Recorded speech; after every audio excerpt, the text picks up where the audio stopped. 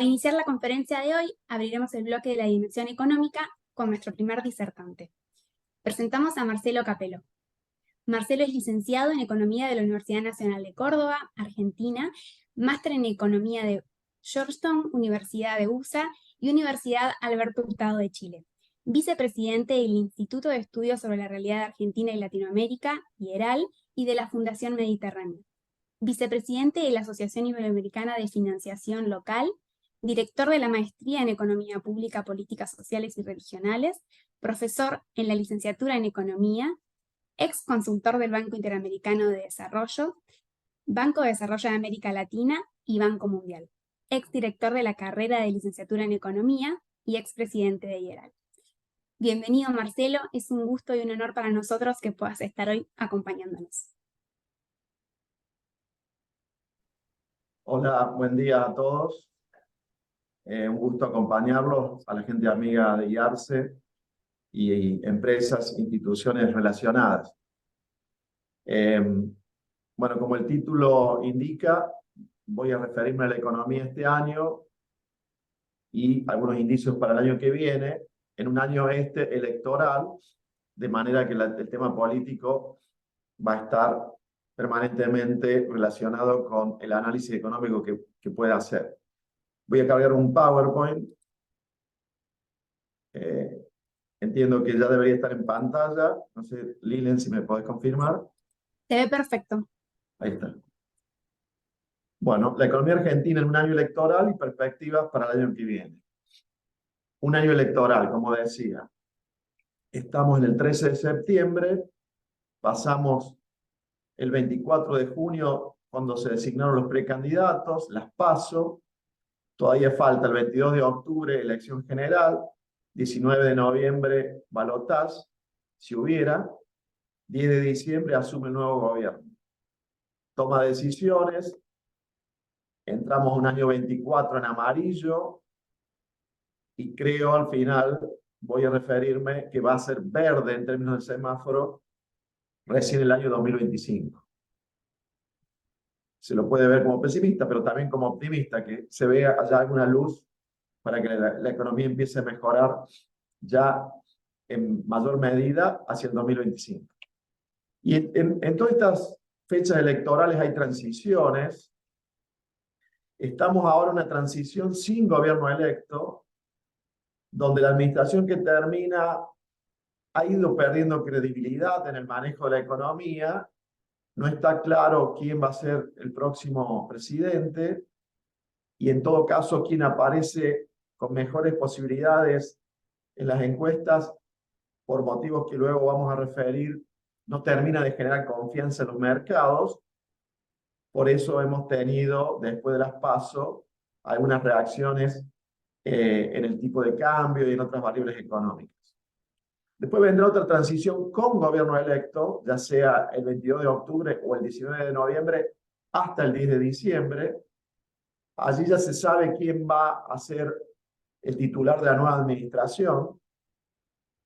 En todo caso, la duda que genera esa transición, además de lo que va a ser el que entra, es qué puede llegar a ser el que termina la administración si hay un cambio de gobierno, si se vuelven más oportunistas o no quienes toman decisiones en las últimas semanas. Por ejemplo, si se pretendería en ese caso seguir cumpliendo con las metas del FMI o no. Puede haber cambios en los comportamientos. Y después ya una economía con un nuevo gobierno, con una nueva administración. El resultado de las PASO, desde el punto de vista de la economía, tiene elementos favorables y no favorables. Favorable sería el hecho de que prácticamente 2/3 de los votos han expresado en las urnas una voluntad de cambio, de que quieren algún cambio. Eso para la economía es bueno. Y que además en la conformación legislativa desde diciembre en adelante podría haber alianzas en materia de legisladores para aprobar algunas leyes que pueden ser necesarias para la próxima administración. Hasta ahí bien. Ahora, ¿por qué la economía no reaccionó tan bien después de ese domingo de las PASO? Porque quien salió en primer lugar no tiene experiencia de gobierno, no tiene gobiernos provinciales de su color político, tampoco tiene en materia de sindicatos y organizaciones sociales dirigentes afines, y por ende uno supone, más que uno, los mercados han supuesto, de que puede generar al inicio mucha disrupción y los mercados no terminan de confiar en esa posible etapa. Ahí estamos en la parte política. Ahora, ¿cómo termina esta administración, que además puede incidir también en el resultado electoral? Yo voy a pasar unas filminas que sirven como diagnóstico de lo que queda de este año, pero también pueden incidir en materia de votos. Por ejemplo, la tasa de inflación, que estaría ya en torno a 123% anual y va a terminar el año en una cifra mayor a esa. Vamos a comparar con las últimas 4 elecciones de presidente. Por lejos, este año es el de mayor inflación de las últimas 4 votaciones. Y el salario real, que está allí a la derecha, también es el menor, tanto el formal como el informal, de las últimas 4 veces que se votó. La jubilación, por ejemplo, la jubilación mínima, por lejos también es la menor de las últimas 4 veces que se votó para presidente, y también la asignación por hijo, que se ha deteriorado por la inflación. Estas variables que inciden en el voto, está claro que no son favorables a quien administra hoy en día. Inflación alta, salario bajo, jubilación baja. La tasa de empleo sí es favorable a la actual administración, 45%, mayor a anteriores años con elecciones, aunque esa cifra está incidida seguramente en alguna medida por este gráfico de barras amarillas, que es la cantidad de gente que cobra un plan que tiene cierta contraprestación laboral y que se llama potencial trabajo, porque cerca de 1.300.000 personas están ahora dentro de ese programa, el potencial trabajo. Y por ejemplo, en el 2015, 8 años atrás, en el último año de la segunda administración de Cristina Fernández, eran menos de 200.000. O sea que hay prácticamente 1 millón y un poco más también de nuevos planes potencial trabajo, y eso incide en la tasa de empleo. Esta variable es favorable para la administración actual en materia de cómo le puede ir en las elecciones. Las anteriores le eran desfavorables. Si lo vemos como herencia para el próximo gobierno, acá en este plan potencial trabajo, seguramente va a haber que trabajar, valga la redundancia, porque es como demasiada gente que está cobrando en un plan donde, repito, hace 8 años atrás eran menos de 200.000 personas. El nivel de actividad este año no es el más bajo de las últimas 4 veces que se votó, es el segundo más bajo, pero sí la tasa de pobreza va a ser la más alta.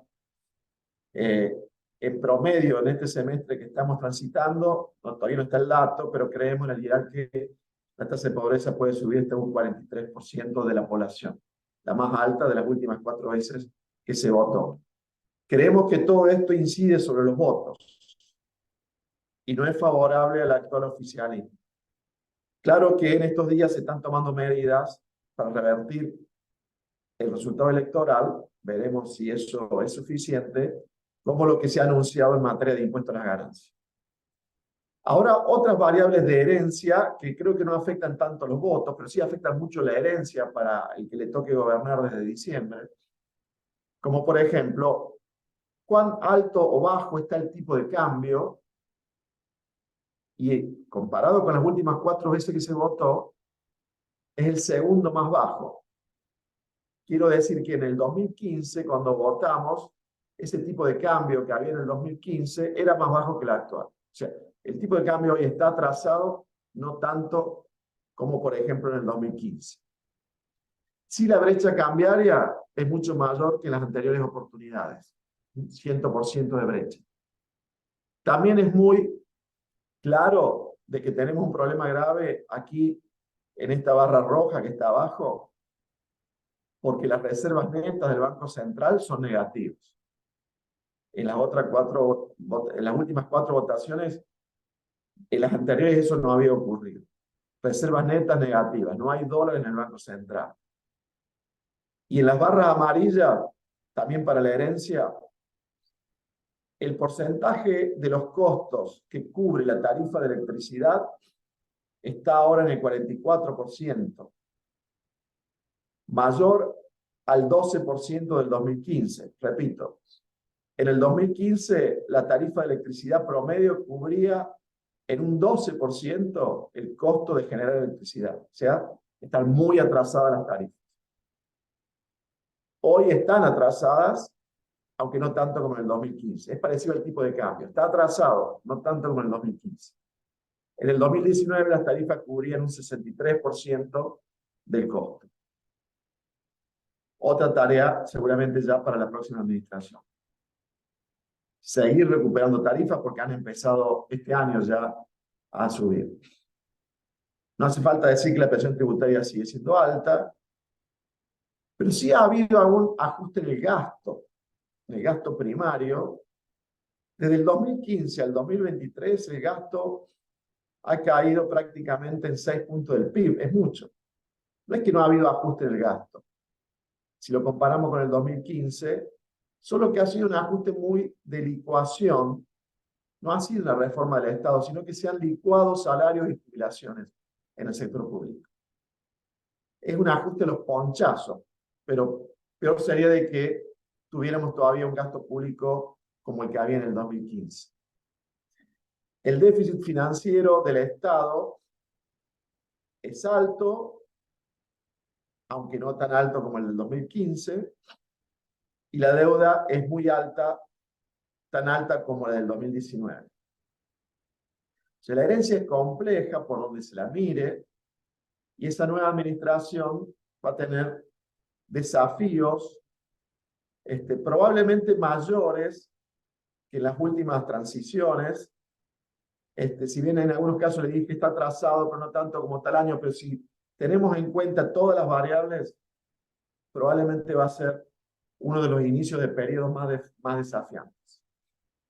Ya dije, las reservas son negativas, habían sido también negativas durante 2 o 3 meses al final del 2015 e inicio del 2016. La inflación, vamos a ver qué anuncian hoy, pero supongamos que fuera 12% la de inflación de agosto, ¿cómo puede terminar el año? Si entre septiembre y en diciembre fuera 8% en promedio mensual, que ya diría que sería una proyección optimista, terminaría en diciembre la inflación en un 144%. Si fuera 9% por mes promedio, termina en 153%. Y si fuera 10% en promedio por mes hasta fin de año, termina en 163%.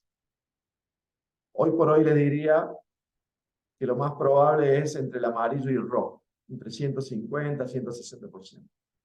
Hoy por hoy. Veremos cómo evoluciona. El tipo de cambio real, se corregido por inflación local y de Estados Unidos, aunque este es el tipo de cambio multilateral que tiene en cuenta el peso contra el dólar, pero también contra el real, contra el euro, la moneda china y otras,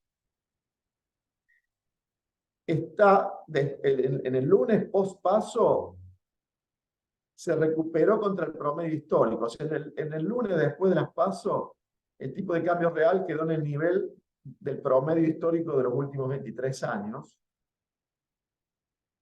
Pero si lo comparamos contra un año como el año 2007, donde hubo cierta característica favorable de la economía, que quizás fue un tipo de cambio de equilibrio, estaría un 25% todavía atrasado. O para que lo vean de otra manera, ¿cuánto debería ser hoy el tipo de cambio para que sea equivalente al que tuvimos en el 2007, que era un tipo de cambio posiblemente de equilibrio. Debería ser de cerca de 470 pesos. Mayor que los 365 pesos que tenemos hoy en día, pero bastante inferior a los 720, 730 pesos que está el blue. Ese tipo de cambio blue es excesivamente alto, está ligado a un nivel de incertidumbre inédito que tenemos, pero no hace falta un dólar a 700 pesos para que la economía real tenga las mejoras que se necesitan que tenga.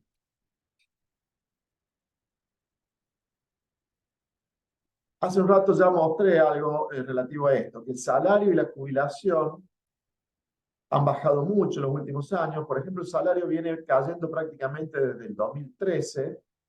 En el 2013 fue el salario más alto de los últimos 23 años y hoy está algo así como 20% por debajo que en el 2013. Y la jubilación mínima está prácticamente 50% por debajo del poder adquisitivo de ese año 2013. ¿Y qué pasó del 2014 en adelante que empezaron a caer salarios y jubilaciones? Empezó a subir el dólar, el tipo de cambio del 2014 en adelante, porque se lo había dejado atrasar mucho antes y se tuvo luego que recuperar. Ya casi terminando, se habla de dolarizar. Para dolarizar hay que reemplazar la base monetaria y otros pasivos que tiene el Banco Central por dólares. Por ende, hace falta un tipo de cambio de conversión para sustituir todos los pesos por dólares. Como no hay dólares en el Banco Central, las reservas netas dijimos que son negativas, hay que pedir prestado dólares para poder cambiar los pesos por los dólares, para poder dolarizar. Como hay que pedir prestado, seguramente se dolarizaría un tipo de cambio alto. Milei, por ejemplo, ha dicho que va a dolarizar el tipo de cambio de mercado, que hoy son 730 pesos, pero habría que ver a cuánto va a estar el tipo de cambio de mercado al momento que quiera dolarizar. Por eso acá el ejercicio que hice es, si se dolarizara hoy al tipo de cambio blue, ¿de cuánto sería el salario en dólares en Argentina? El salario industrial en dólares. Y pasaría a ser aproximadamente de $600. Que si uno lo compara con la historia del salario en dólares desde el 2000 en adelante, sería un salario bastante bajo, ¿no? Sí fue más bajo el salario del año 2002, después de la devaluación fuerte de Duhalde, donde el salario en dólares llegó a ser un poco menor a $300, aunque habría que aclarar que hubo inflación en dólares desde el 2002 hasta ahora. Ahora, ¿qué pasa si hay que dolarizar un tipo de cambio más alto? Por ejemplo, a 1.000 pesos por dólar. Y el salario quedaría en $400. Y si hubiera que dolarizar a 1.500 pesos y el salario sería $270. Con esto quiero decir que como hay muy pocas reservas y habría que pedir prestado dólares para poder dolarizar, habría que hacer un tipo de cambio muy alto.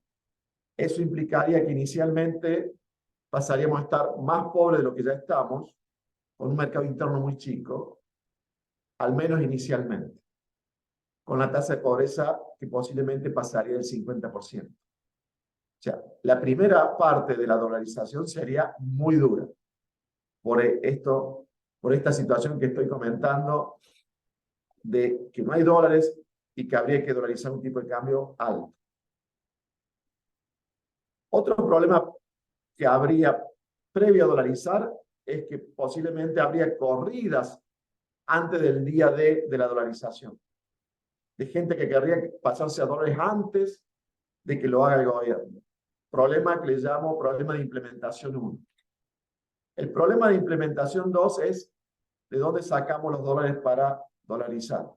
Ya lo comenté, hay que pedir prestado. O sea que para tener una moneda hay que tomar deuda. O sea que el Estado argentino en décadas, salvo algún periodo de una década, no nos ha podido proveer un bien público básico como es tener una moneda estable. Y habría, al menos en algunas de las versiones de la política, que salir a pedir prestado una moneda, que implica tomar un préstamo en moneda dura para poder tener eso que la política nos debería haber dado desde siempre, una moneda estable. Problema de implementación 3 es lo que ya comenté. Se dolarizaría un tipo de cambio muy alto, inicialmente el salario sería muy bajo y seríamos muy pobres en el contexto internacional. Si eso se hace y pasamos esas etapas, vendría una etapa que podría ser favorable. Arrancaríamos de muy abajo, como en el 2002-2003. Arrancaríamos muy pobres, pero a partir de ahí es como que iríamos para arriba. Es como que si nos hunden en el océano y después tenderíamos a ir para arriba, a ir a flote. Porque estaríamos tan barato en dólares que empezaríamos a exportar más, se sustituirían importaciones porque seríamos muy competitivos en costos. Nadie iría a hacer turismo al exterior y vendrían muchos turistas extranjeros a la Argentina. Y eso empezaría a reactivar. Desde muy abajo reactivaría. Ese periodo bueno a lo mejor duraría 2, 3, 4 años. Es más, si el que dolariza llega a ese periodo verde, hasta después es reelecto. Como Menem con la convertibilidad, que fue reelecto en el 1995, luego de 2 primeros años que habían sido difíciles para ese gobierno. Pero después, o sea, si esto terminara ahí, la dolarización podría funcionar muy bien. Pero falta una última etapa que es muy difícil de evitar y de salir. Y es que una vez que se da ese periodo de reactivación, empezaría a haber alguna inflación en dólares, porque inicialmente quedaríamos muy baratos en dólares. Y si esa inflación en dólares no para a tiempo, después de algunos años quedamos caros en dólares, como pasó con la convertibilidad hacia el final. O le pasa a El Salvador o a Venezuela, ahora que no está dolarizado, pero circula el dólar legalmente. O le pasa a Ecuador, están pocos competitivos y ya no pueden devaluar para abaratarse y para recuperar competitividad. Si se llega a ese punto es muy difícil de salir, ya no se puede devaluar la moneda propia porque ya no existe para recuperar competitividad en forma rápida. Y como es difícil que haya deflación, porque con deflación podrían mejorar la competitividad de costos, ya sea con dolarización o con convertibilidad, como es muy difícil que haya deflación, quede empantanada la economía como ha quedado en Ecuador y en algún otro lugar. Es muy difícil salir de esa situación. Por eso no es buena idea perder la moneda propia, porque se deja de tener a mano ese recurso de, en todo caso, devaluar la moneda cuando hace falta. Por supuesto que hay que manejarse diferente, con superávit fiscal en vez de déficit, con flexibilidad laboral, con un fondo anticíclico, priorizando todo lo que se puede la competitividad para poder tener una moneda sana. Y si se dolariza, con más razón, hay que hacer todo eso que está en amarillo. Pero con todo lo que está en amarillo tampoco se garantiza que logremos resolver esa última etapa, ese problema a largo plazo que recién comentaba. El nuevo gobierno va a enfrentar problemas similares a los del 2015, como ya comenté, tipo de cambio retrasado, tarifas retrasadas, muy pocas reservas en el Banco Central y otros problemas adicionales. La inflación mucho mayor que en el 2015, el riesgo país alto, variables sociales en peor situación. Ese nuevo gobierno tendrá que sincerar algunas variables inicialmente y rápido, porque mientras más se demore, más difícil va a ser hacerlo luego. La ventaja, por ejemplo, de sincerar el tipo de cambio es que lo haría con un plan antiinflacionario, muy probablemente, simultáneamente, y de esa manera se puede sincerar el dólar sin caer en una hiperinflación, con un plan antiinflacionario simultáneamente aplicado. Como va a ser una administración nueva, se supone que va a tener credibilidad y un enfoque a más largo plazo que lo pueda hacer viable. Aparentemente hay una sociedad más predispuesta a cambios, al menos así está votando. En el 2024 va a haber un rebote del campo porque es muy difícil que hubiera dos sequías seguidas, eso normalmente no ocurre, pero sí, con un tipo de cambio más alto, el consumo va a estar flojo el año que viene, o sea, puede estar bajo el consumo, aunque recuperándose la actividad agropecuaria. Por ende, es un año en amarillo, no va a ser un año de recuperación fuerte, como mucho de cierta estabilidad o pequeño crecimiento. Sí soy optimista hacia el 2025, corrigiendo lo que hay que corregir, porque está creciendo mucho el sector de la energía y del litio en Argentina. Se pasa de un déficit comercial en energía de 6.000 millones el año pasado, 6.000 millones de dólares, a un superávit de cerca de 7.000 millones de dólares el año que viene. El litio también crece mucho. El sector agroindustrial, cuando le saquen regulaciones, restricciones, le mejoran el tipo de cambio y empiecen a bajar los derechos de exportación, también va a aportar mucho más. Y también pueden volver a entrar capitales recién en el 2025. Por eso creo que ese ya puede ser un buen año. Y si la nueva administración hace las cosas bien, eso puede durar, que es lo que Argentina normalmente no logra, que las reactivaciones duren varios años y no sean simplemente una reactivación de 1 o 2 años. Soy optimista de que a partir del 2025 eso pueda ocurrir. Acá termino. Lo que no recuerdo es si había lugar a preguntas. Si no, bueno, me despido y les agradezco por la atención que han tenido.